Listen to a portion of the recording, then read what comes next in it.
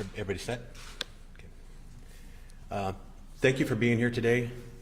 My name is Joe Montoya, Joemontoya. I'm the Division Chief of Investigations for the Denver Police Department. I want to start with listing some of the people in attendance today, and then we'll go through a series of speakers to kind of break down why we're here. We have Executive Director of Safety, Murphy Robinson, Chief of Police, Paul Pazin, Chief of the Denver Fire Department, Todd Bauer. We have Acting ASAC of ATF, Mr. Pete Marini. Have Dr. Carol Watkins. She's the Executive Director of the Muslim Family Services of Colorado. And in my commentary, I'll get into what they have done for us and to assist with this. We are expecting Papa Dia. He's the African leadership. He's with the African leadership, and he's the chosen speaker for the family and for the Senegalese community. And we're also expecting Consul General from the Republic of Senegal to be with us today. And we also have Officer Simeon Koto. Also, I will touch on what his participation is with this investigation. And then we have our investigative team in the back that is at the forefront of this investigation. So with that being said, I'm going to hand the mic over to Executive Director of Safety, Murphy Robinson.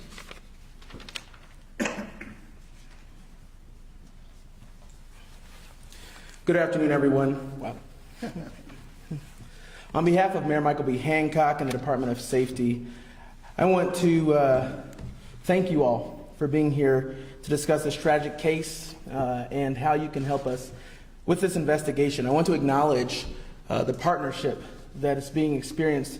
Although tragic, I believe that the partnership between our agencies and the federal government, both police, fire, the ATF, and everyone that's been a part of this really highlights why the Public Safety Department is so effective and really highlights how we can bring the people that did this to justice. Thanks to the Senegalese President, President Sall, for sending his thoughts and prayers to the family and the Denver community. And foremost, I want to extend my condolences to the Diol family and the Senegalese community. I can't imagine the pain that you're feeling from such a tragic and violent loss. But I want you to know that the Denver family is with you. I want you to know that we're going to work hard to find out who committed this violent act. But we need your help. And we want our Denver community to also come together in partnership. And I'm going to turn it back over to Chief Montoya to discuss the details about how you can help us bring to whoever is responsible for this to justice.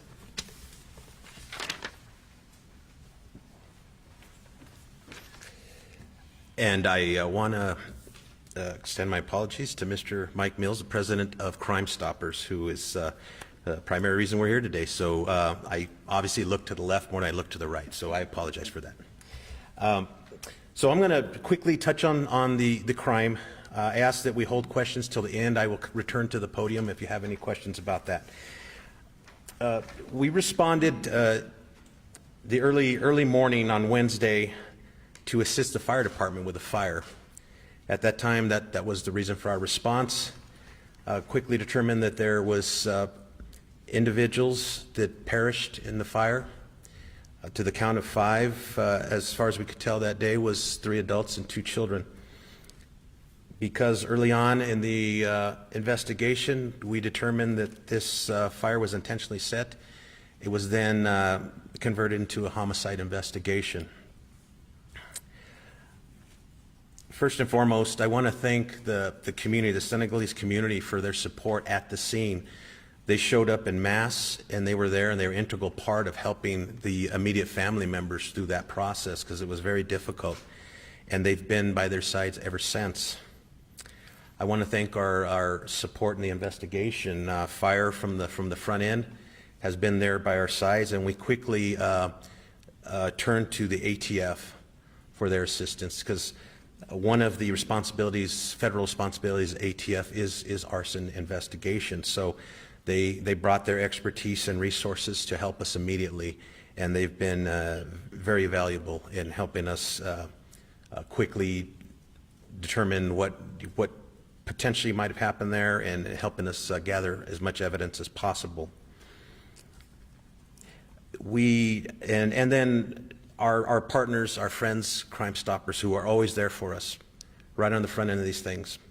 They help us with monetary support. They help us get this information out, and they help us retrieve the information that comes back as a result.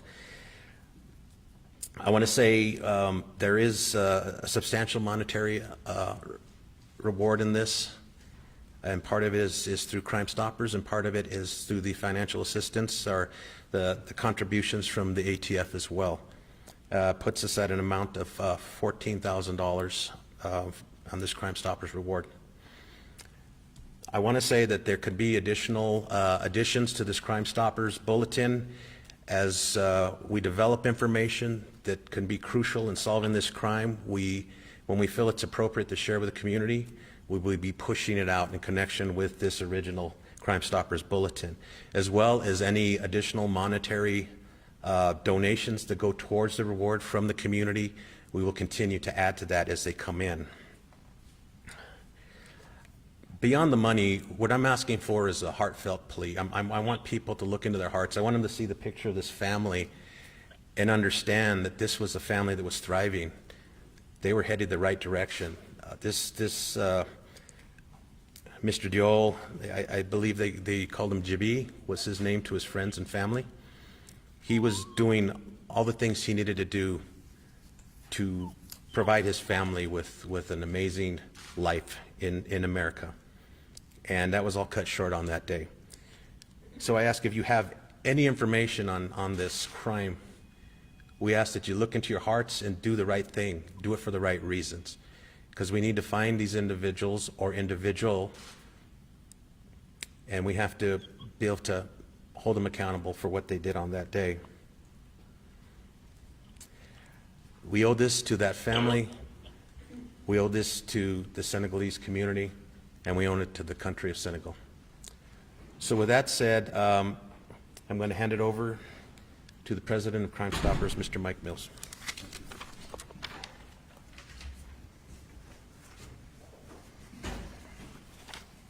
Thank you all for including me today.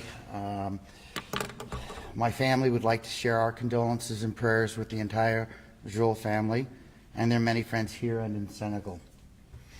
I would also like to thank the Denver Police Department, Denver Fire Department, the ATF, the dedicated professionals of detectives for their hard work, their commitment, and partnership over the years with Metro Denver Crime Stoppers. On behalf of the entire Board of Directors of Metro Denver Crime Stoppers, we are increasing our reward of from up to $2,000 to up to $4,000 for information leading to an arrest of the person or persons who committed these heinous crimes against the Joel family and against our community. Every crime that we're involved with tugs at my heartstrings and has for over the last 25 years. But when I woke up the other morning to the news of this, and we started talking to our coordinator and to the detectives, it was the least we could do. So I urge you, if you have any information on this crime, remain anonymous, call Crime Stoppers, and earn a reward of up to $4,000. Thank you.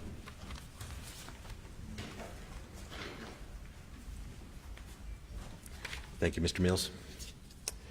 Next, we're going to have Officer Simeon Cotto come up to the microphone. Officer Cotto is fluent in French. On the day of the crime, we quickly discovered that many of the people involved that might have some pertinent information only spoke French.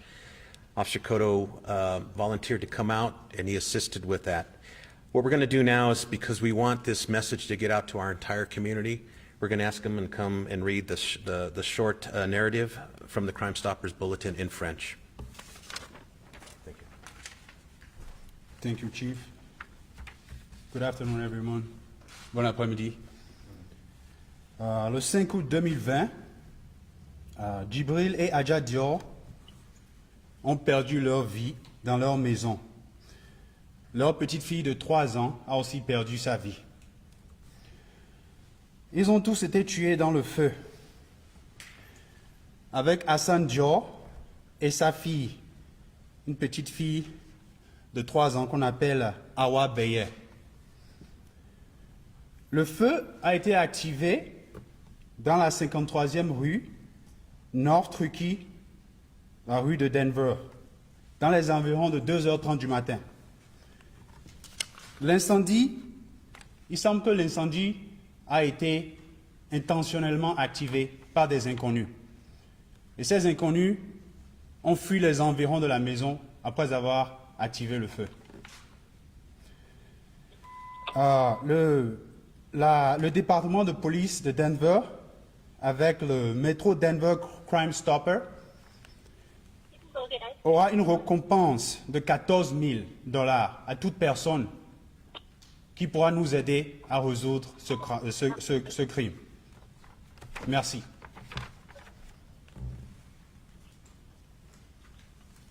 Thank you, Chief.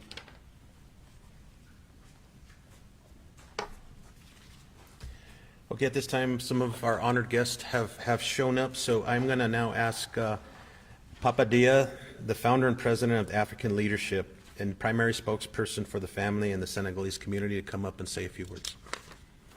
Thank you. Good afternoon, everyone, and thank you so much for having us. We want to start by thanking the Denver Police for working tirelessly since this horrific crime took place, to be by our side and to support us. We have here the Consul General of Senegal that flew in from New York. We also have Jibril young brother, his name is Musa. He also would like to say a few words. And as a leader in the African community, we are not used to see something like this take place. And we consider ourselves part of this society, part of this great nation we call home. And this is a time where we don't want to feel alone. This is a time we want the US-born citizen to embrace us and wrap us around their arm, because our hearts, our soul has been shattered. The only thing that can give us peace is to be able to identify the individual that did this horrific crime and brought them to justice. And we are asking not only the Denver police, not only the city official, but we are asking every resident of Denver, every resident of the state of Colorado to help us solve this crime. Any information that you have, even if you think it's not valuable, we would like for you to come forward and share it with us. This is not only depending on Jibril family, but this is depending on the entire immigrant community, not only African. So helping us solve this crime will help every immigrant living in this great state of Colorado to feel at peace and feel secure. Thank you.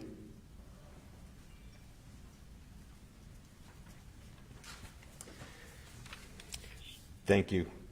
And now I'd like to introduce the Consul General of the Republic of Senegal, Alhaji Nadiao. Come up. Thank you.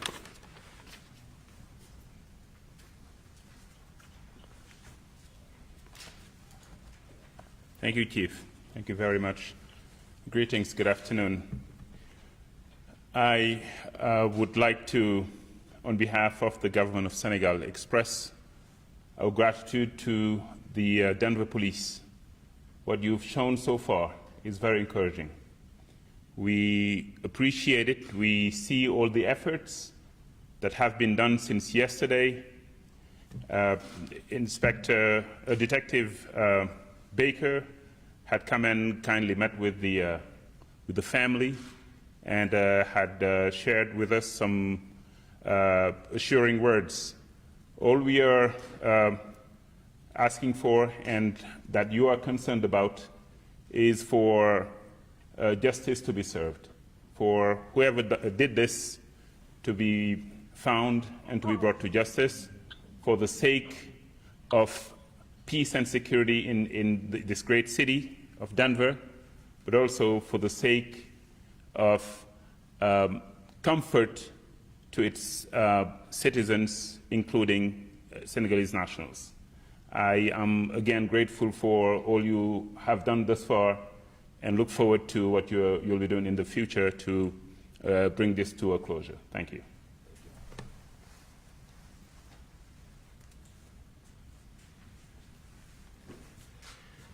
And at this time, I'd like to call up the brother of Jabril, Musa, to come up and say a couple words.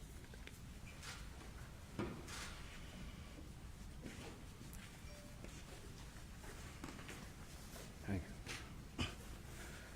Good afternoon, everybody.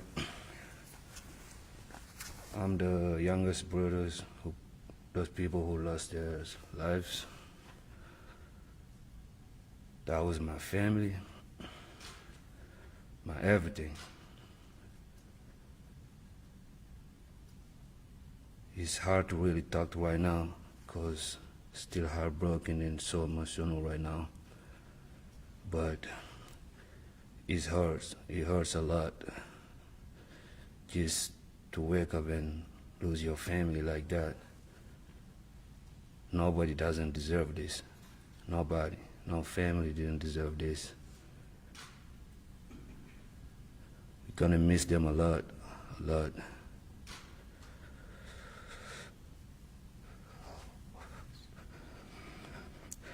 All we want right now is y'all officers.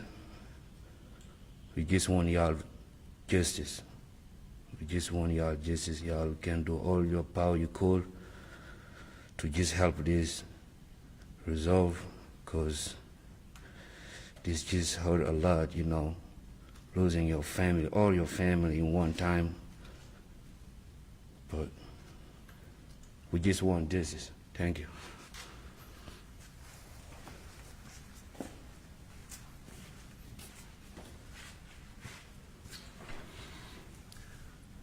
Well, thank you.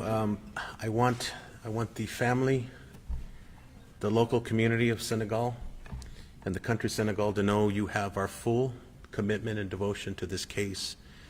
We're going to do everything in our power.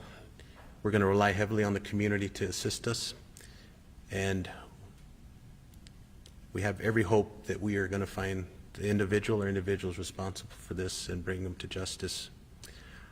So that concludes the official portion of the Crime Stoppers presentation, and now I'll answer any questions you might have.